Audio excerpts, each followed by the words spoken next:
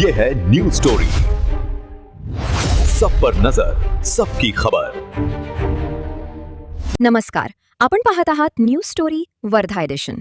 पाहूया वर्धा जिल्ह्यातील आजच्या प्रमुख बातम्या।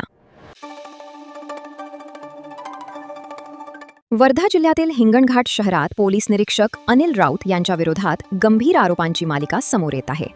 पोलीस निरीक्षक अनिल राऊत यांच्या विरोधात अवैध धंद्यांना संरक्षण आणि पदाचा गैरवापर केल्याचे गंभीर आरोप समोर आले आहेत। हिंगणघाटमधील सामाजिक, व्यापारी, पत्रकार संघटना तसेच काही नागरिकांनी अनिल राऊत यांच्या बदलीची मागणी शासनाकडे केल्याचे सांगितले जात आहे। यात भर म्हणून पुन्हा एकदा हिंगणघाट येथील व्यावसायिक प्रवीण पलेरिया यांनी पोलीस निरीक्षक अनिल राऊत यांच्यावर गंभीर आरोप केले आहेत। प्रवीण यांच्या म्हणण्यानुसार ते गेल्या अनेक वर्षांपासून हिंगणघाट शहरात लोरेक्स व्हिडिओ गेम पार्लर चालवत आहेत। त्यांचा हा व्यवसाय पूर्णपणे कायदेशीर असून त्यांना यासाठी महाराष्ट्र शासनाकडून रीतसर आणि वैध लायसन्स नंबर 1/2006 सुद्धा मिळालेला आहे।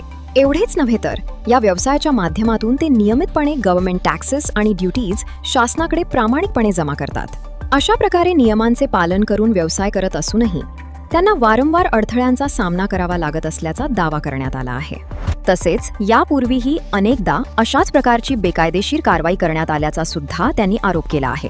या सर्व घटनांचे सीसीटीव्ही पुरावे व इतर पुरावेही त्यांच्याकडे उपलब्ध असल्याचे त्यांनी सांगितले। मानसिक त्रासाला कंटाळून प्रवीण पलेरिया यांनी मुख्यमंत्र्यांकडे धाव घेतली। न्याय मिळावा म्हणून त्यांनी मुख्यमंत्र्यांकडे सुद्धा तक्रार केली आहे।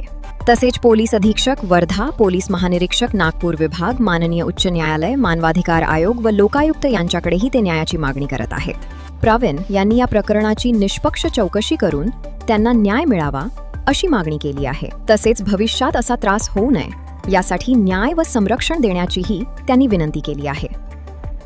मी प्रवीण पलेरिया गेल्या अनेक वर्षापासून हिंगणघाट येथे लोरेक्स व्हिडिओ गेम पार्लर चालवत आहे।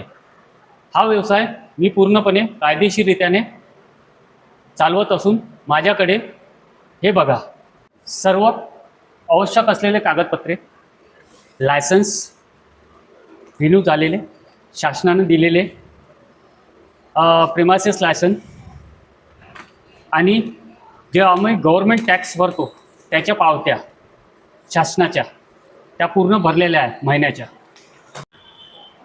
तसेच जिल्हा अधिकारी कार्यालयातून काही अधिकारी माझ्याकडे माझ्या व्हिडिओ गेम पार्लरमध्ये येतात आणि त्यांच्या सर्व नियमाची व अटीची पूर्तता मी करत असतो।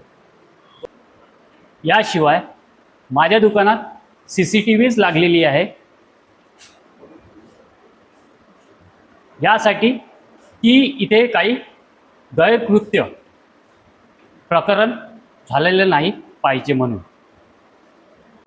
अशा प्रकारे मी व्यवसाय करत असताना काही दिवसापासून मला हिंगणघाटमध्ये ठाणेदार अनिल राऊत पैशाची मागणी करत आहे। ही मागणी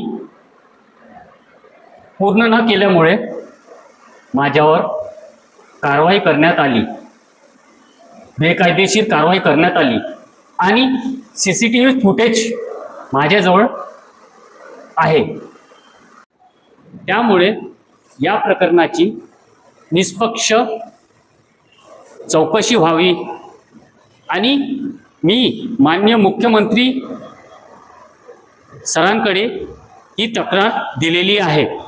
तसेच पोलीस अधीक्षक वर्धा, पोलीस महानिरीक्षक नागपूर विभाग, माननीय उच्च न्यायालय, मानव अधिकार, लोकायुक्त यांच्याकडे मी न्यायाची मागणी करत आहे। सर्व कागदपत्रे असूनही न्यायासाठी उच्च न्यायालय, लोकायुक्त आणि मानवाधिकार आयोगाकडे धाव घ्यावी लागल्याचा दावा करण्यात आला आहे। आता या प्रकरणात संबंधित यंत्रणा कोणती भूमिका घेणार आणि प्रवीण पलेरिया यांना न्याय मिळणार का, याकडे सर्वांचे लक्ष लागले आहे।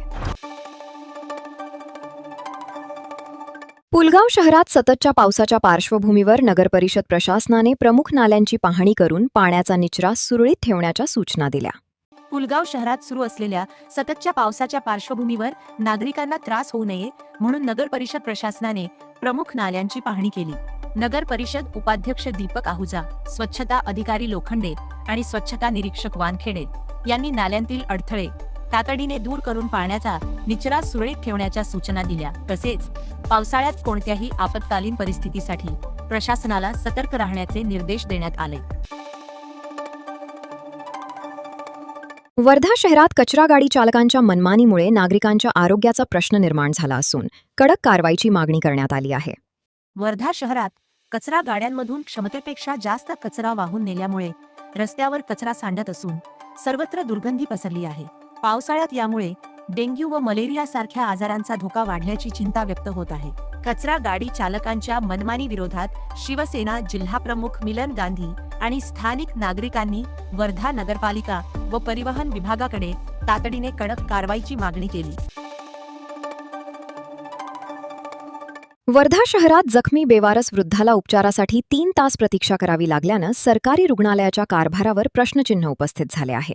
वर्ध्यातील रामनगर परिसरात पावसात भिजलेल्या एका बेवारस गंभीर जखमी वृद्धाला सरकारी रुग्णालयात दाखल करण्यासाठी तब्बल 3 तास संघर्ष करावा लागला. गौरक्षा हिंदू दलोचे कार्यकर्ते आणि पोलिसांनी मदत करूनही नातेवाईक नसल्याचे कारण देत रुग्णाला ताटकळत ठेवण्यात आले. रुग्णवाहिकेतील विलंब आणि रुग्णालयाच्या कारभारावर प्रश्न उपस्थित करत दोषींवर कडक कारवाईची मागणी करण्यात येत आहे.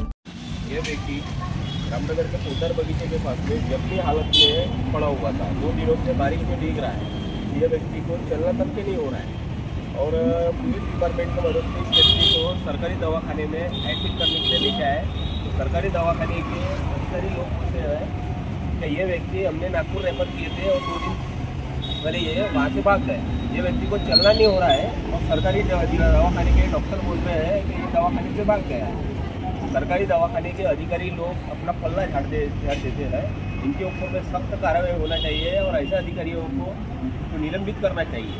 हमारी यही मांग है और इस व्यक्ति को जल्द से जल्द उपचार मिलना चाहिए.